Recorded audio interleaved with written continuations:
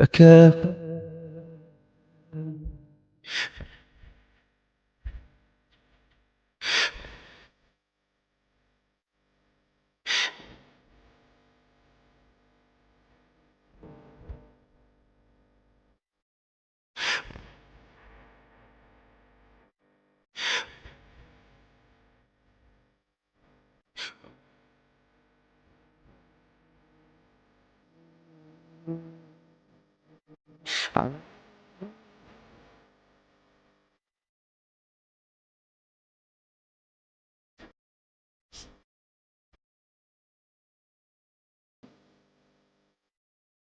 السلام عليكم ورحمة الله وبركاته. إيه الأخبار؟ عاملين ايه؟ وحشتوني جدا جدا والله من الفيديو اللي فات.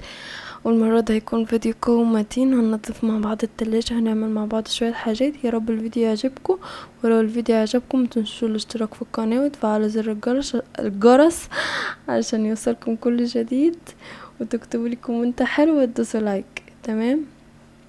دلوقتي انا بنضف الاكل. التلاجة كان واقع فيها اكل ومكبوب فيها سكر، وكانت متبهدله زي ما انتوا شايفين كده. فقلت لا كده خلاص، انت لازم تتنضفي علشان ايه، ما ينفعش كده، كفايه عليها كده.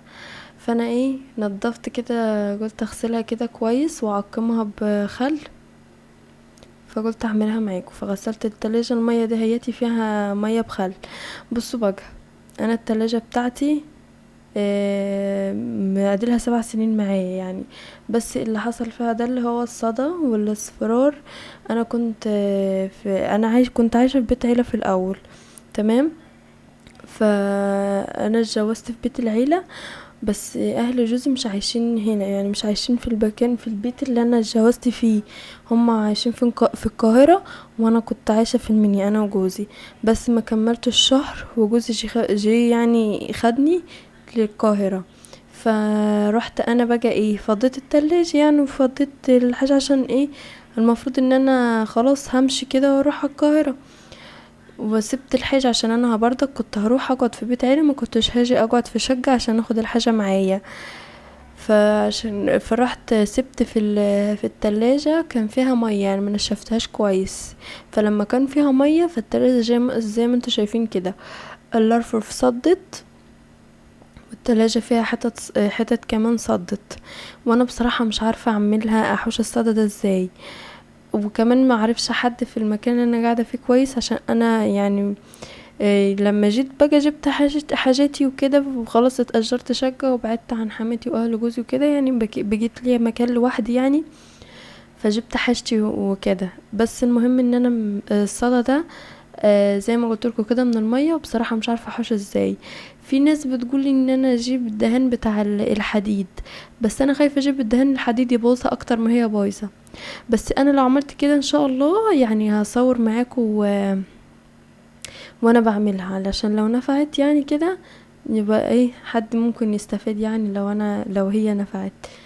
اول ما اجيبه واعمل هعرفكم. وكمان ممكن برضك يعني اخلي حد، يعني اعرف حد او كده يشتري لي ارفف بدل الارفف دي. بس ممكن برضك في الارفف ان تطلع مشكلة، مثلا ان ممكن الارفف ما تطلعش مقاس التلاجة.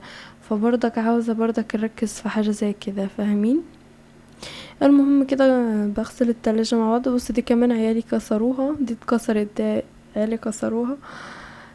فقلت ايه، هغسلها كده واظبطها علشان كانت متبهدلة جامد.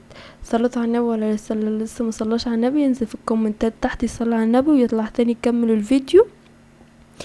تمام. انا بتكلم معاكم بكل تلقائي، بكل تلقائية تمام. يعني لو اتلخبطت في حاجة كده او عدت كلام او كده، ده بيكون والله غصب عني، مش عارفة اظبط الكلام كويس. تمام. بس كده يعني هنا المية كانت، بص زي ما انتوا شايفين كده قطعت، فجبت ازازة مية وكملت بقى باقي الحاجة لوحدي. وكده بص بقى التلاجة بعد ما نطفت تفتح النفس والله، بعد ما نضفتها كده اللون الاصفر، الاصفرار فيها اصفرار بسيط. ده انا ما عرفتش احوشه. العلبة اللي فيها السكر دي الغطا بتاعها وجع اتكسر مني وانا بنضف في التلاجة. هنا ده الخضار والحاجات بقى التلاجة بقى حطيتها بقى ورصيتها. وده وفوق هنا هتلاقوا نص الليمون اللي موجود في اي بيت تلاجة مصري او اي بيت تلاجة في العالم، نص الليمون اللي ما بيخلص من اي بيت تلاجة. وهنا برضك يعني انا كنت راجعة من عند ماما، تمام، يعني انا رجعت خلاص من البلد، فالبيت زي ما انتم شايفين كده.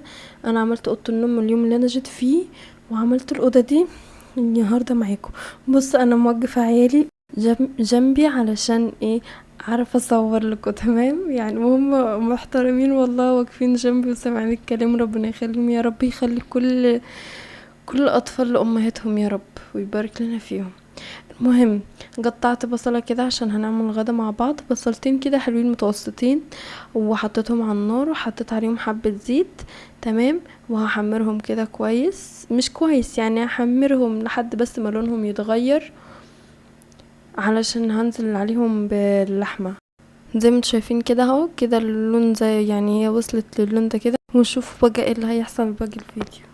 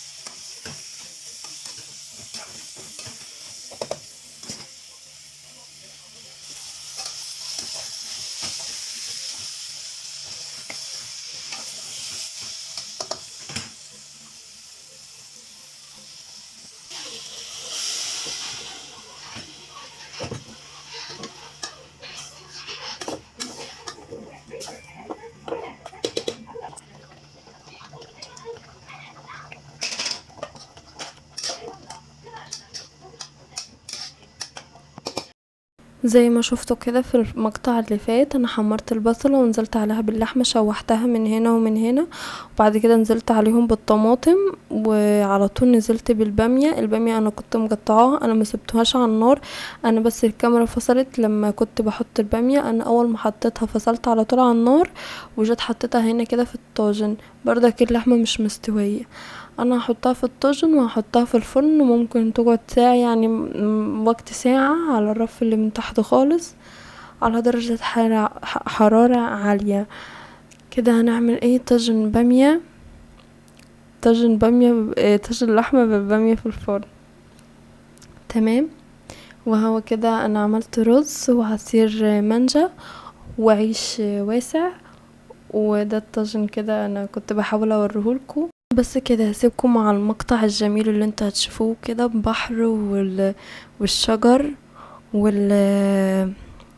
والسما، منظر جميل كده في بلدنا. وانا راجعه كده حبيت ان انا اصور لكم. السلام عليكم ورحمه الله وبركاته، باي.